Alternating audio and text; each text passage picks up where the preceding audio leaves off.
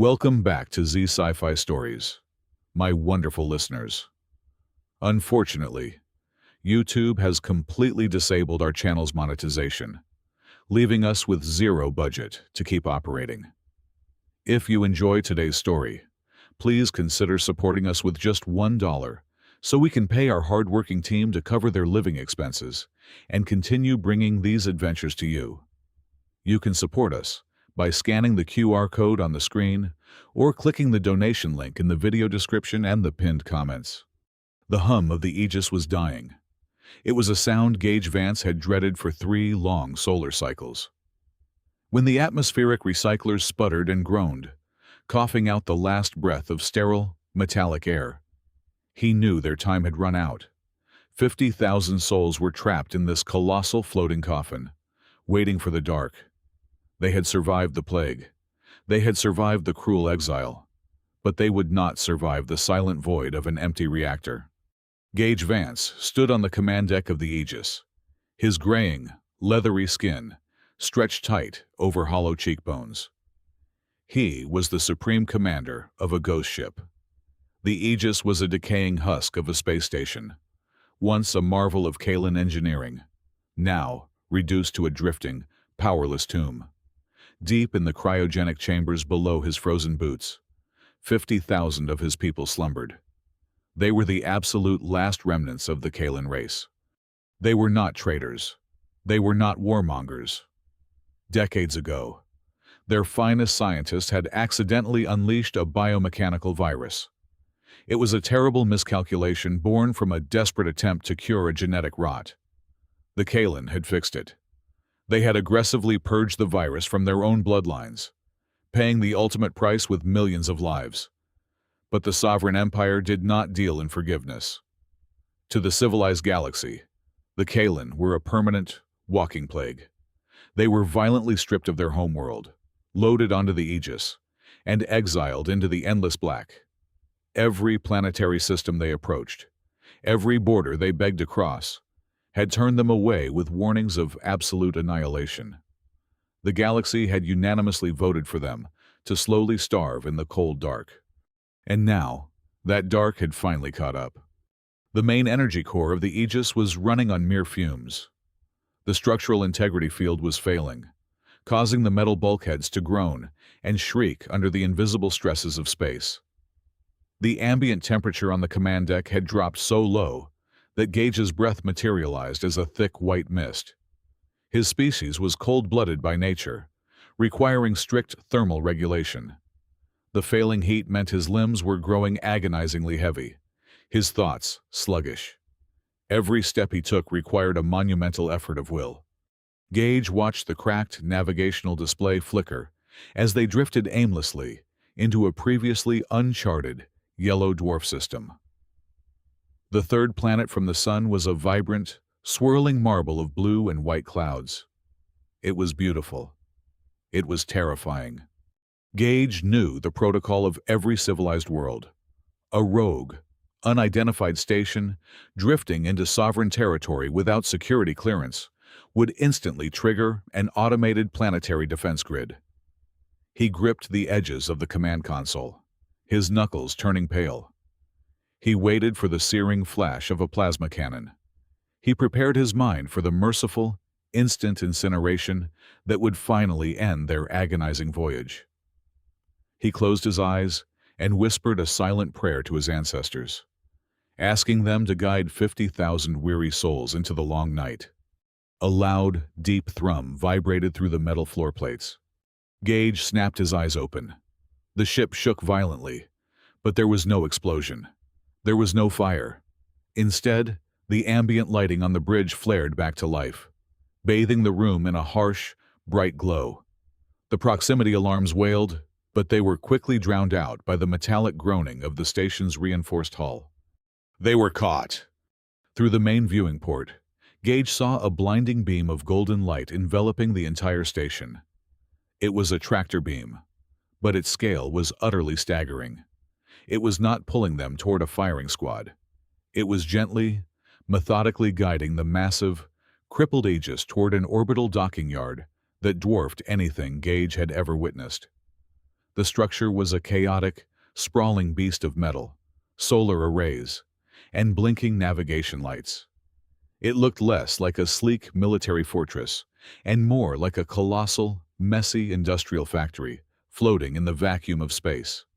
The Aegis shuddered as physical docking clamps locked onto its outer hull with heavy, metallic clanks. The pressure seals hissed loudly. An external atmospheric link was established.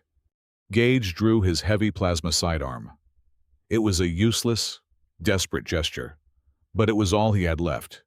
He marched down to the main airlock, expecting the absolute worst.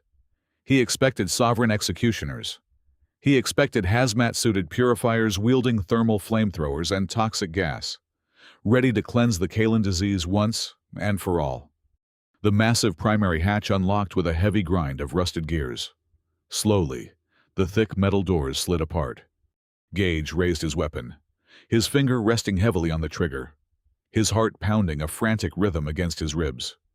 The sight that met him made his hand drop to his side. There were no energy rifles. There were no sleek, terrifying suits of Imperial armor. There were no rigid decontamination protocols. Standing on the other side of the threshold was a haphazard group of alien bipeds. They were wearing stained, heavy canvas jackets, smeared with dark machine grease. Many of them were casually holding large, battered metal toolboxes. One of them, a stout creature with soot on its face, was chewing on a wooden stick, casually waving a gloved hand at Gage. A female stepped forward. She wore no military medals, no crisp uniform of an aristocratic fleet. Her dark hair was tied back in a messy knot, and her heavy jacket bore a simple, faded cloth patch depicting the blue and green planet below. "Put the gun down, friend," she said.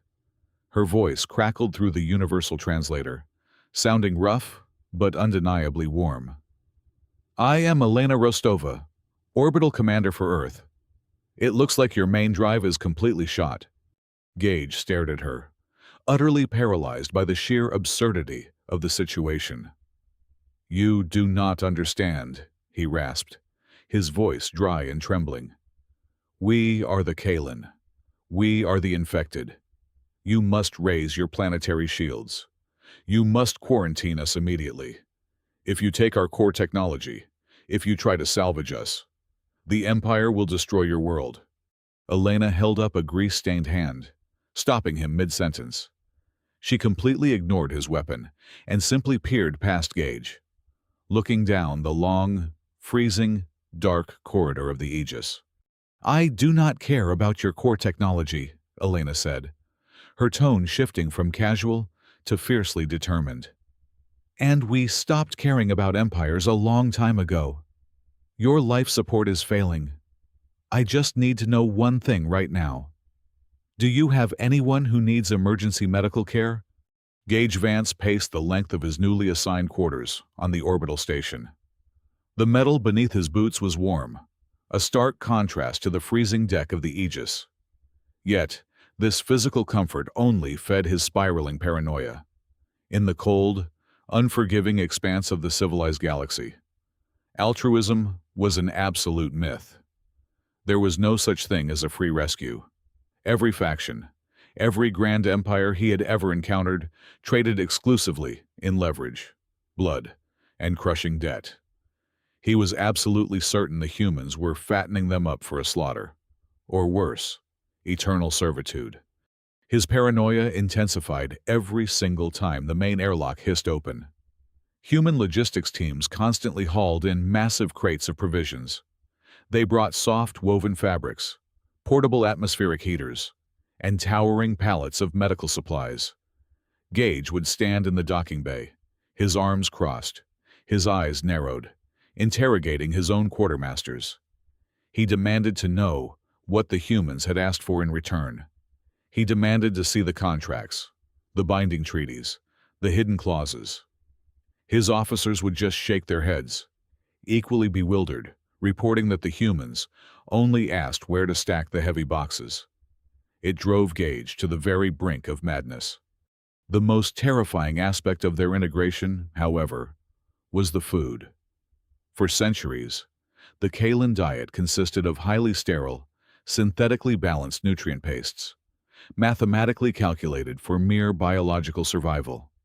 When the first human food containers were unsealed, Gage's chief medical officers recoiled in absolute horror. The sensory overload was staggering. The provisions were organic, pungent, and visually chaotic. There were roasted roots, seared muscle tissues from unknown beasts, and thick, aromatic liquids bubbling with heat. Scanners revealed molecular structures so wildly complex and unpredictable that the Kalan scientists immediately classified the meals as highly toxic biohazards. But starvation makes a desperate mockery of caution.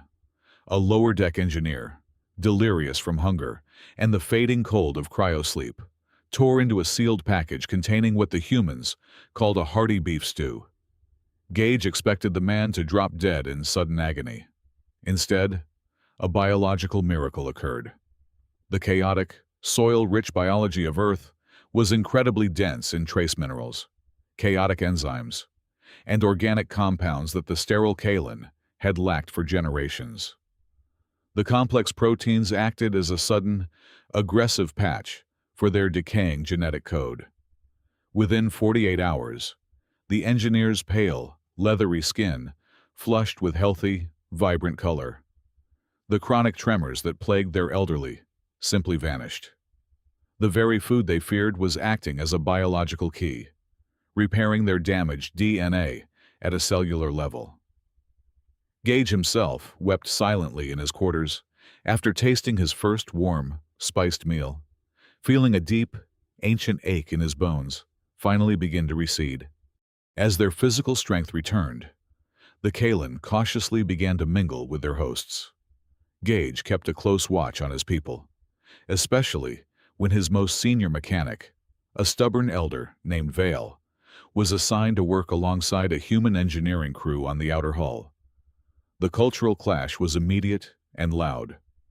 Vale operated with rigid, mathematical precision, treating every engine part like a fragile, sacred artifact. The humans, on the other hand, treated engineering like a loud, chaotic art form. Gage watched in sheer disbelief through a monitoring screen as a human named Dave fixed a jammed plasma conduit by smacking it violently with a heavy iron wrench. Then, bypassing a critical safety regulator with a strip of strange silver tape. "You cannot bypass the primary inhibitor," Vale had shouted in furious protest over the comms link. "The thermal feedback will vaporize this entire sector." "Relax, buddy," Dave had replied, cheerfully smacking the metal casing with his tool. "She just needs a little mechanical encouragement." Instead of a catastrophic orbital explosion, the engine roared to life, running at 120% efficiency. The humans did not respect the rigid laws of machinery. They aggressively negotiated with them.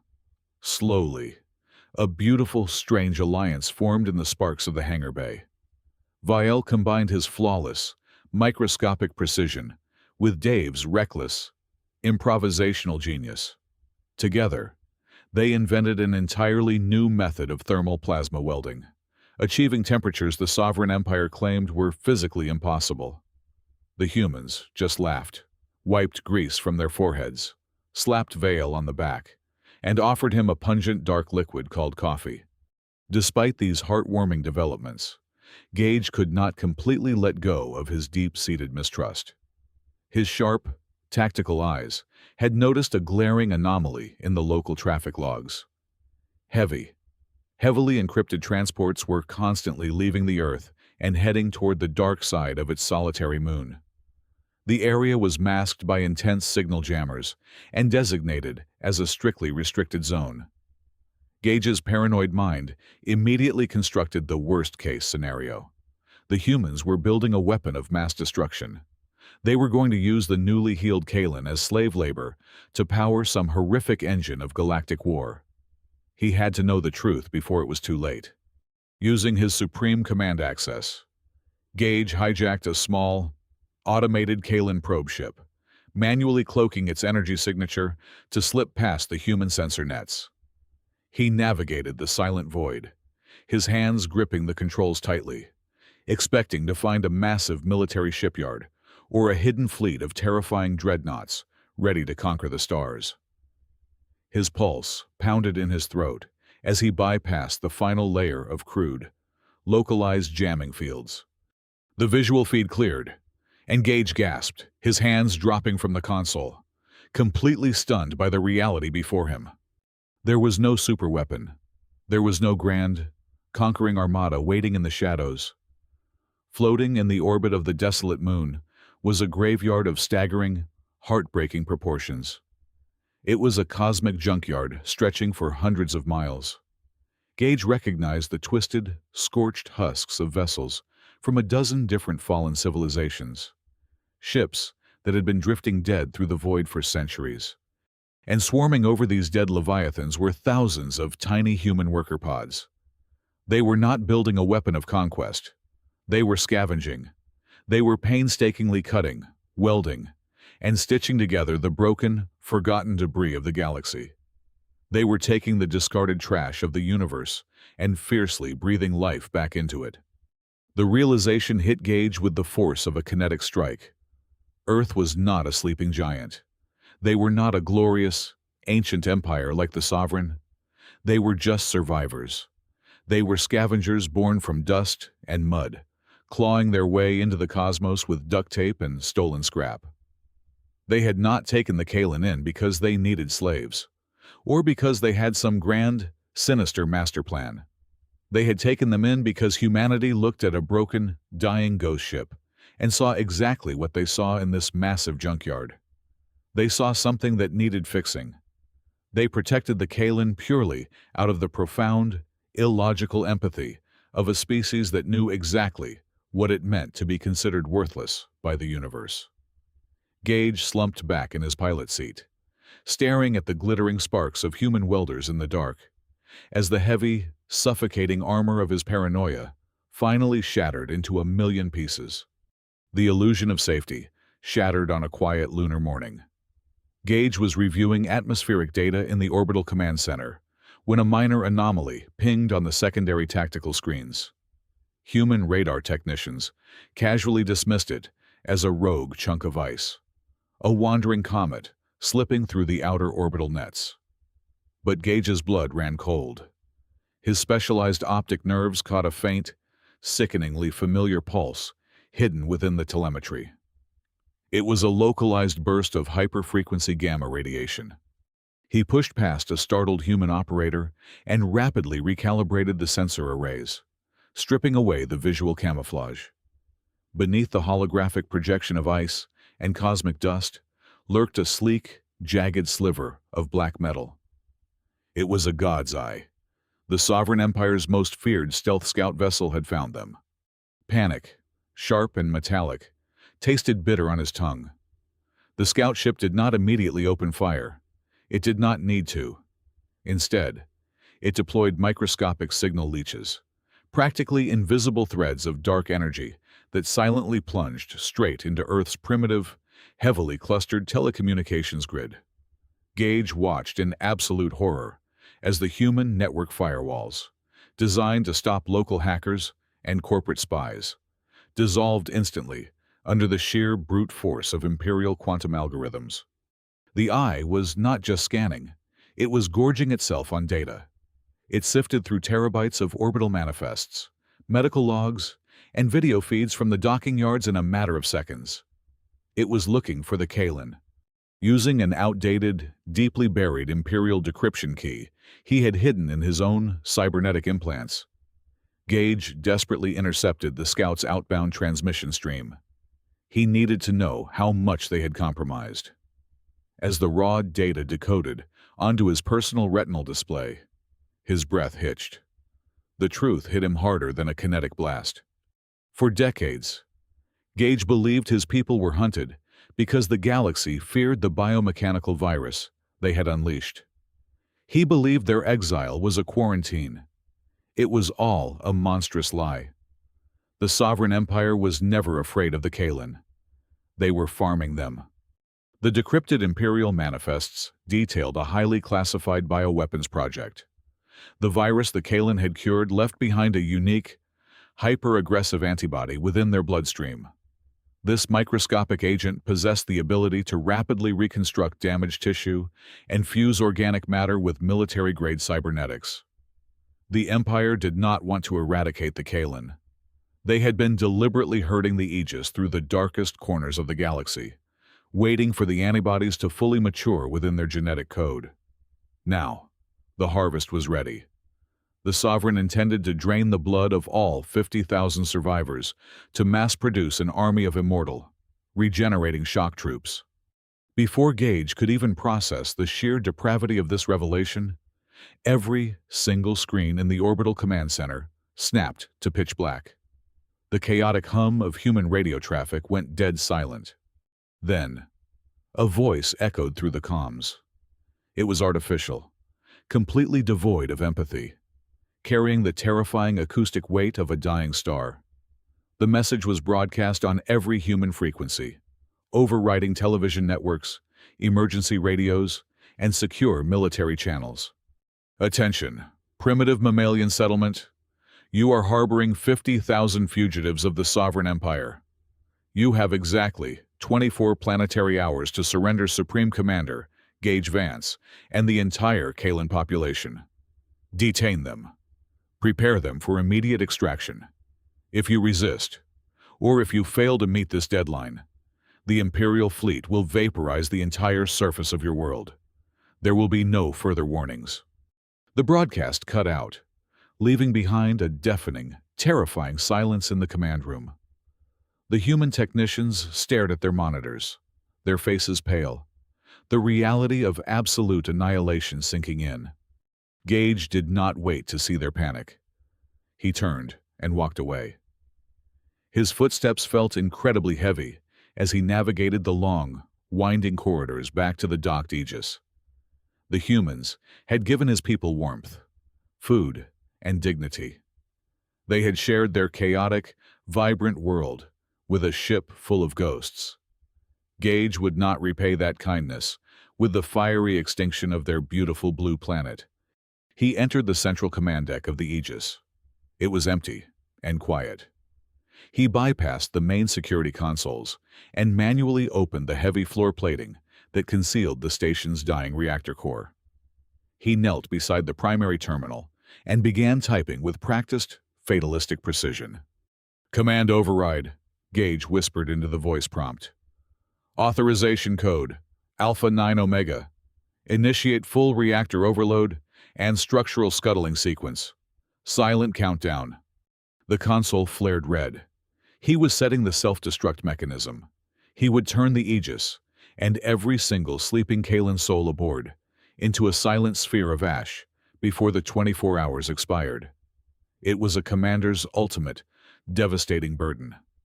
He would rather erase his own species from the cosmos than let them become monsters for the Empire. And he would never allow humanity to burn for the crime of showing them mercy. The silent red strobe of the command terminal pulsed in perfect rhythm with Gage's racing heart.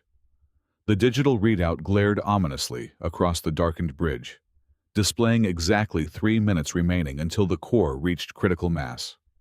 He sat perfectly still on the cold metal deck, closing his tired eyes, waiting for the atomic fire to finally grant his people peace. Suddenly, the reinforced titanium doors of the control room did not hiss open with a standard authorization code. They violently buckled inward, with a deafening screech of tearing metal.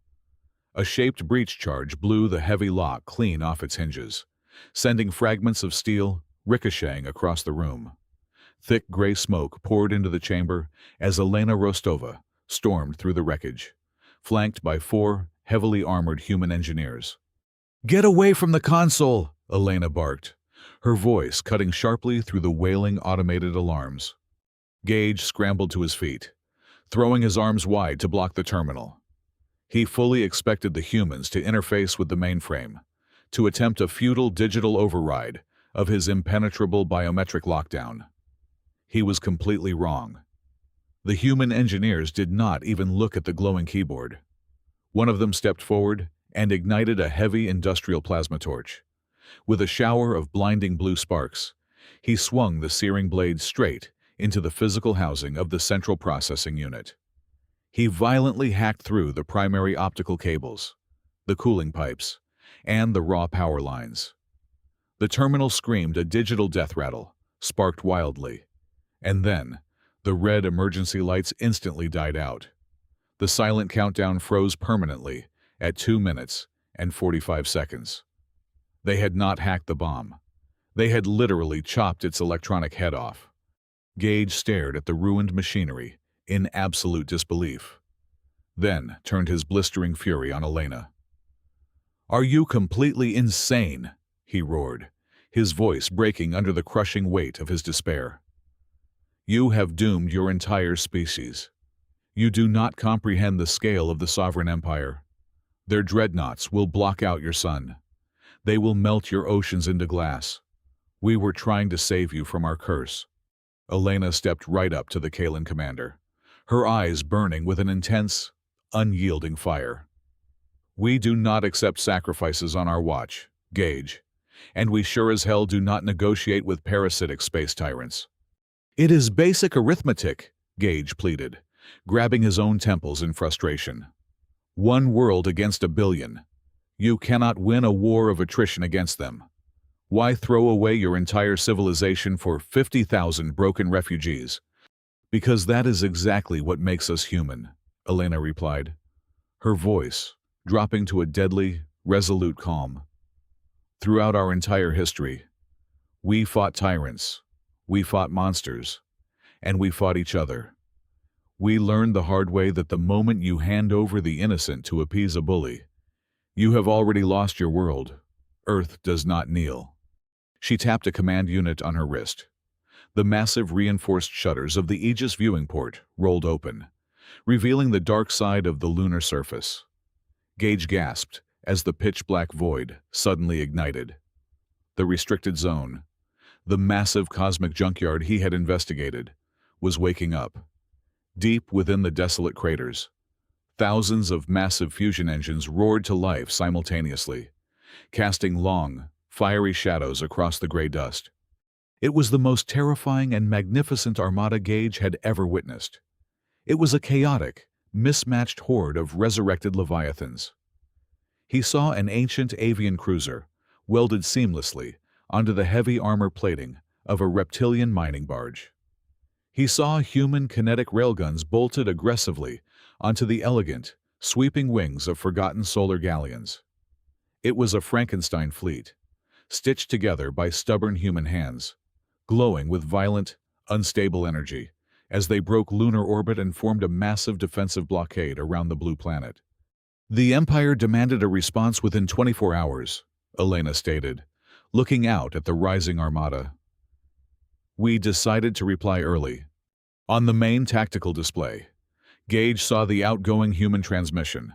There was no desperate plea for mercy. There was no attempt at diplomatic stalling.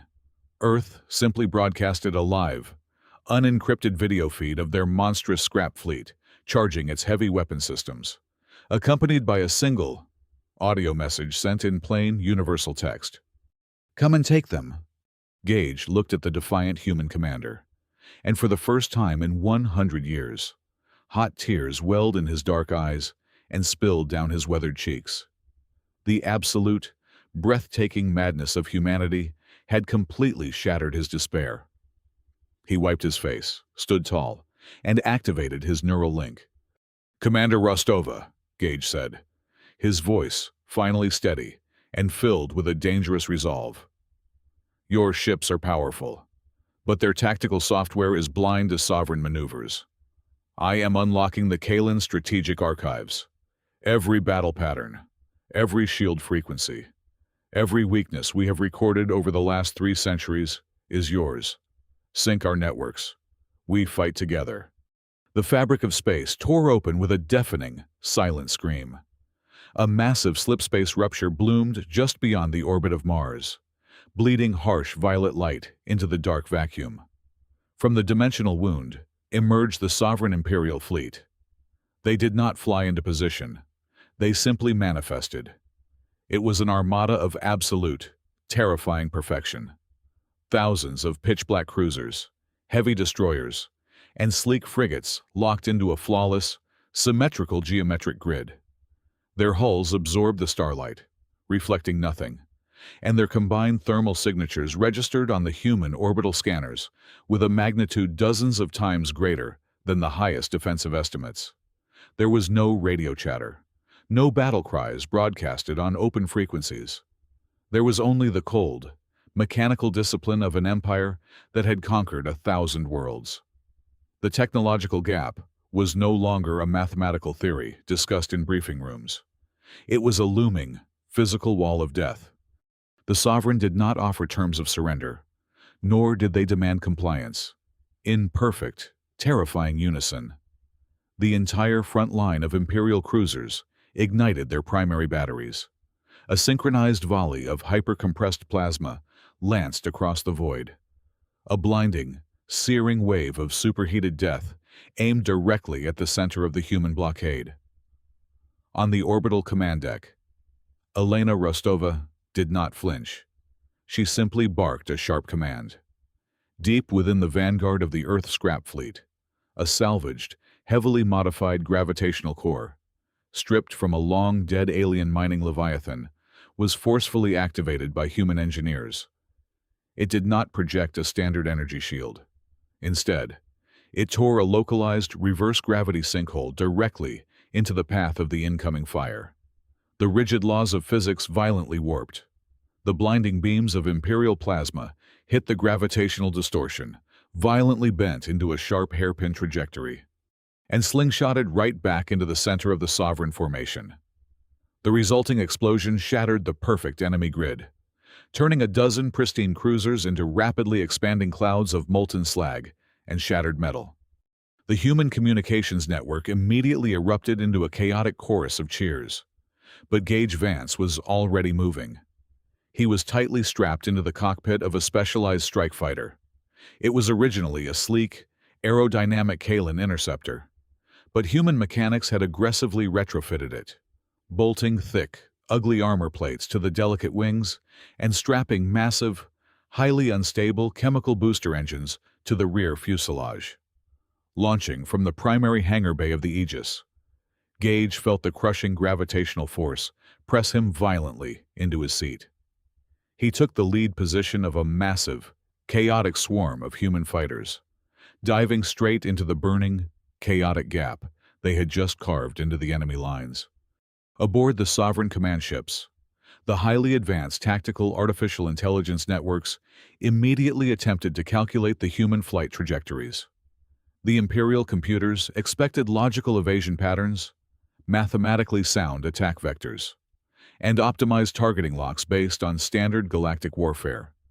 Instead, the artificial intelligence encountered pure, unadulterated madness. Human pilots were actively shutting down their targeting computers. Gage watched his sensory readouts in absolute disbelief as pilot after pilot manually severed their digital uplinks. They were flying on pure adrenaline and raw gut instinct, yanking their control yokes with erratic, unpredictable aggression.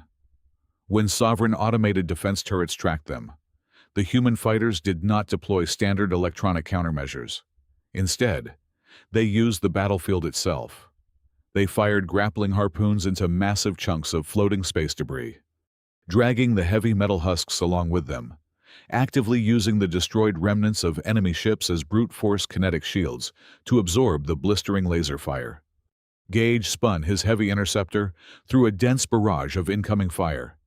His enhanced Kalin reflexes perfectly synchronized with the raw, brutal speed of the human engines. He unleashed a sustained barrage of kinetic rounds, completely shredding the port hull of an Imperial frigate. But the initial shock of the human counterattack was rapidly beginning to fade. The Sovereign Empire was built on infinite resources and cold, unyielding mathematical discipline. They rapidly adapted. The Imperial fleet shifted their formation, overlapping their heavy energy shields and creating an impenetrable, shifting wall of defensive fire. The technological disparity became brutally apparent. The human scrap ships, held together by sheer willpower and heavy industrial welding, began to crack under the sustained, punishing bombardment. The comms channels, once filled with defiant battle cries, became choked with static, screams, and desperate calls for structural support. Gage watched in sheer horror as a retrofitted solar galleon took a direct hit to its main fusion core, detonating in a blinding flash that instantly wiped out an entire squadron of human fighters. The magnificent scrap fleet was slowly, inevitably crumbling into ash. Then, the true nightmare emerged from the fading violet light of the slipspace rupture. It was the Sovereign Dreadnought. The flagship was a floating continent of black metal, dwarfing every other vessel on the battlefield combined. It moved with agonizing slowness, positioning itself directly above the orbital plane of the Earth. The massive, heavily armored plates at the bow of the dreadnought slowly retracted, revealing a weapon of apocalyptic proportions. It was the erasure cannon, deep inside the armored belly of the ship.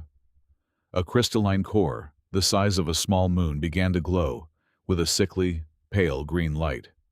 The energy reading spiked so violently that human orbital sensors simply burned out in a shower of sparks.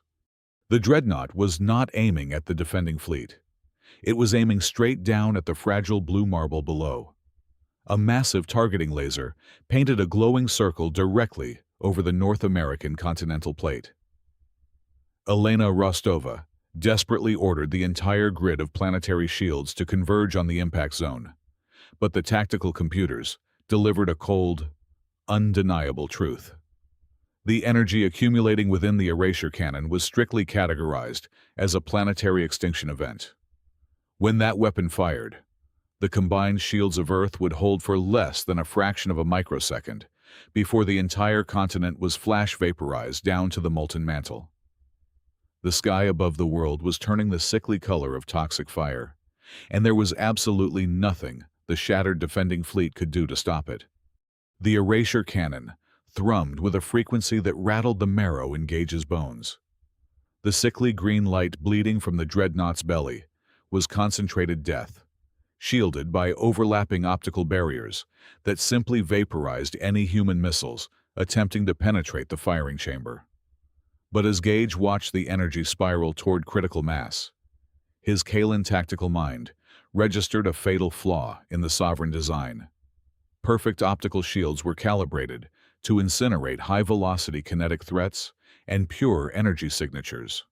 However, to prevent microscopic cosmic dust from triggering constant micro-explosions within the cannon's firing tube, the shielding allowed raw, uncharged organic matter to pass through unharmed. It was a microscopic blind spot, and it was all Gage needed. "Commander Rostova, pull your fighters back," Gage transmitted over the chaotic tactical channel, his voice deathly calm. "I am going to choke that gun." Before Elena could issue a countermand, Gage diverted all auxiliary power to his heavy chemical boosters. His battered interceptor broke away from the crumbling human defensive line and plunged into a steep, suicidal dive straight toward the open maw of the dreadnought. Warning sirens screamed inside his cockpit as the ambient heat spiked to agonizing levels. The optical shields of the flagship flared, preparing to vaporize him. But Gage simultaneously deactivated his engine core and weapon systems. He essentially turned his ship into a dead, falling piece of organic-laden metal. He slipped right through the crackling barrier. He was inside the firing chamber. The crystalline cooling core of the cannon loomed before him, pulsing with enough pure energy to crack a planet in half. Gage slammed his hand against his chest, violently overriding the safety protocols of his Kalan cybernetic implants. He activated the vascular microcompressor connected directly to his heart. This device housed the highest, most undiluted concentration of the primal biomechanical antibody that had cursed his people for generations. With a deafening crunch of tearing titanium, his interceptor slammed dead center into the crystalline cooling array. The impact shattered the cockpit. Gage's pressurized suit ruptured, and his blood, thick with the ancient, hyper-aggressive antibody, spilled directly into the superheated, pure energy matrix of the erasure cannon. The Sovereign commanders on the bridge expected a catastrophic misfire. They expected the human pest to be instantly vaporized. Instead, physics broke. The biomechanical virus, suddenly infused with the infinite energy of the weapon and the chaotic, fertile trace elements Gage had absorbed from Earth's food, underwent an instantaneous, catastrophic evolution. It triggered a violent, hyper-accelerated terraforming reaction. The sickly green light of the cannon snapped to a brilliant, blinding emerald. Deep inside the firing chamber, the metal bulkheads groaned and buckled, not from heat, but from explosive biological growth. Massive, towering roots of glowing biowood erupted from the shattered crystal core. They surged outward with the force of a tidal wave, violently ripping through the dreadnought's impenetrable black armor. Thick, muscular vines crushed heavy plasma turrets into scrap. Colossal, luminescent canopies of bioluminescent leaves burst through the observation decks, drinking the ambient starlight. In less than 30 seconds, the pride of the Sovereign Empire, an apocalyptic engine of war, was completely paralyzed. It had been violently transformed into a colossal, breathtaking orbital forest, its deadly silhouette replaced by the sprawling, glowing branches of a cosmic world tree. Absolute, paralyzing terror gripped the Sovereign Armada. They had conquered machines. They had crushed organic armies. But they had never witnessed magic. The Imperial Tactical Artificial Intelligence networks frantically analyzed the glowing Leviathan. The resulting data broke their logic cores. The algorithms immediately classified Earth not as a rebel outpost, but as a deity-level biological anomaly. The command was absolute and instantaneous. Panic cascaded through the enemy fleet. Without firing a single retaliatory shot, the surviving Sovereign cruisers tore open slipspace portals and fled into the dark, completely abandoning their paralyzed flagship. The sky above the blue marble cleared.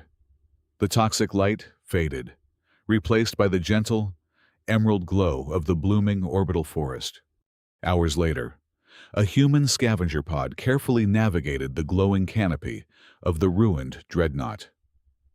They found Gage Vance suspended in zero gravity, wrapped safely in a cocoon of soft, luminescent moss that had grown from his own shattered vessel. He opened his tired eyes to see the grease-stained, tear-streaked faces of human engineers pulling him from the wreckage. Gage looked past them, gazing at the vibrant blue and white planet below. The Kalan were no longer ghosts drifting in the dark. They were no longer exiles. They had found their home. They would live in the orbital branches of this defeated giant, serving forever as the eternal guardians of Earth. It was the only place in the cold, unforgiving universe that had taught them a profound, undeniable truth. The greatest strength a species could wield did not lie in genetic perfection, or flawless symmetry, or cold mathematics. It lay entirely in the chaotic, irrational, and boundless power of compassion. Thank you so much for listening to today's story, my wonderful friends. I would love to know where you are tuning in from, so please leave a comment and let me know. If you enjoyed this epic journey and want to help our channel survive, please consider supporting us with just $1. You can scan the QR code on your screen or use the donation link in the description and the pinned comment. That single dollar gives us the budget to pay our hardworking team, helping them feed their families and allowing us to keep creating even more amazing stories for you. Stay safe, look up at the stars, and I will see you in the next adventure.